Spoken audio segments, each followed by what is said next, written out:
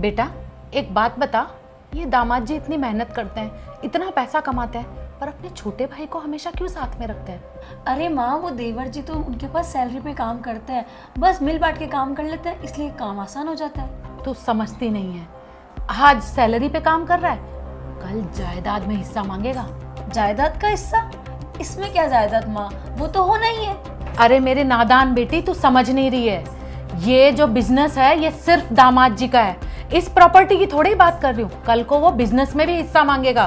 अरे माँ, ऐसा थोड़ी ना होता है, और वैसे भी वो दोनों भाई भाई है, कल को बांट भी लेंगे तो दिक्कत किस बात की है? इस तरह की भोली सोच से कुछ नहीं होता, मैंने भी दुनिया देखी है, और कल को तेरा भी परिवार बढ़ेगा और जायदाद में हिस्सा हो जाएगा तो तू कहाँ जाएगी? पैसा तो तुझे भी चाहिए ना। माँ, बात तो तुम बिल्कुल सही कह रही हो, मेहनत तो मेरे पति करते हैं, और कल को हमारा भी तो परिवार बढ़ेगा, और वो तो हिस्सा ले लेंगे फ्री फोकट में। मेरा काम था समझाना, बाकी तू देख ले। अरे क्या चल रहा है दोनों माँ बेटियों में?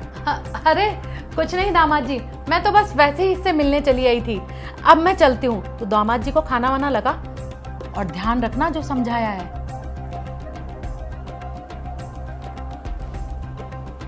अच्छा, मैं आपके लिए पानी ले आऊं?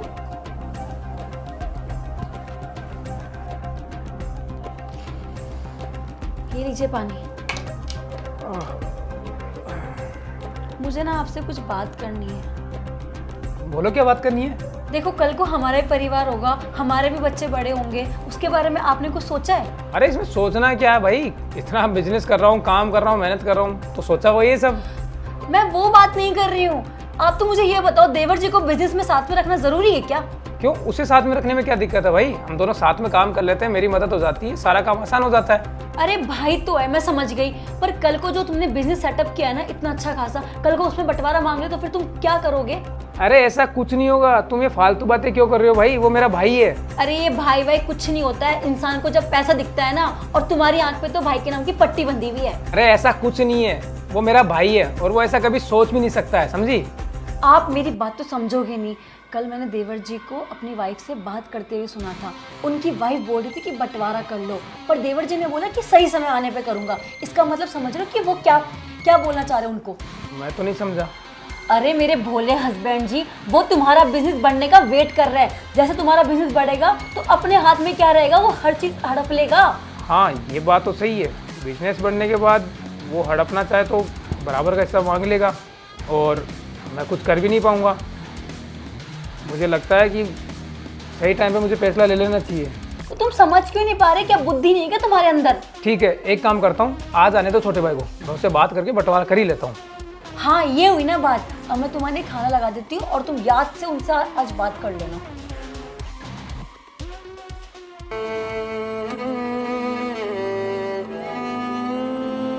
अरे क्या भाई, आ गया तू ऑफिस से? हाँ भैया, ऑफिस में माल लोड करवाना था, इसलिए थोड़ा लेट हो गया।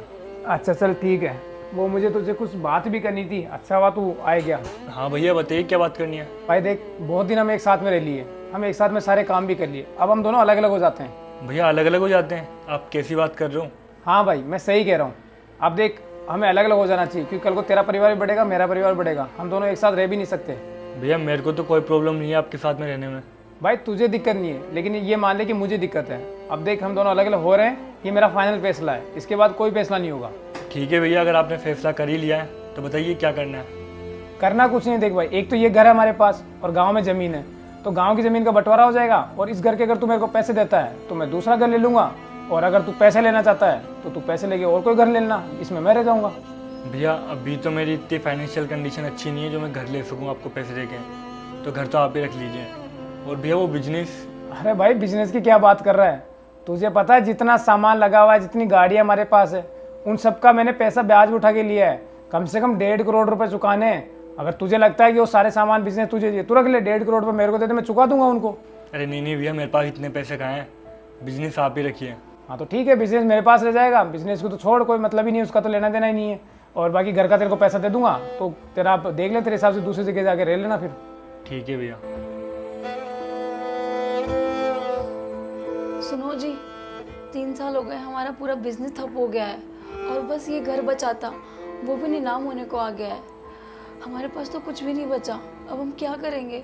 अरे वही तो मुझे समझ में नहीं आ रहा है कि आखिर हुआ क्या है। जब तक भाई साथ में काम कर रहा था, सब कुछ अच्छे से चल रहा था, कोई चीज़ की कमी नहीं थी। अब तो सिर्फ ये बचे, बैंक के नोटिसों की फाइल भर गई है। घर को बचाएं कैसे वो भी समझ में नहीं आ रहा है। आप अपने छोटे भाई से क्यों बात नहीं कर लेते? क्या वो अपनी मदद नहीं कर देगा? तो तुम पागल हो गई क्या?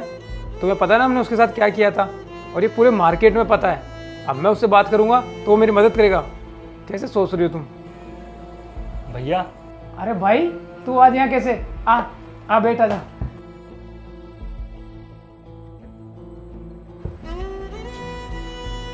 क्या बात है, आज तो बहुत दिनों बाद बड़े भाई की याद कैसे आ गई?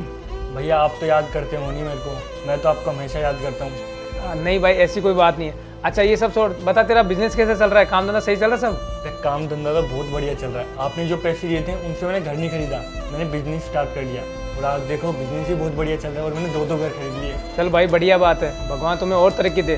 तुमने मेहनत भी तो बहुत की है ना। भैया ये सब छोड़ो, मैं आपसे नाराज़ हूँ। आप इतनी परेशानी में हूँ, आपका घर नीलाम होने वाला है, बिजनेस ठप पड़ा है और आपने मेरे को याद तक भी नहीं किया। क्या आप मुझे अपना नहीं समझते? भाई क्या याद करता, मैंने तो बंटवारा किया था, मैंने तो तुझे घर से अलग किया था, और अब मैं तुझे कैसे याद करता?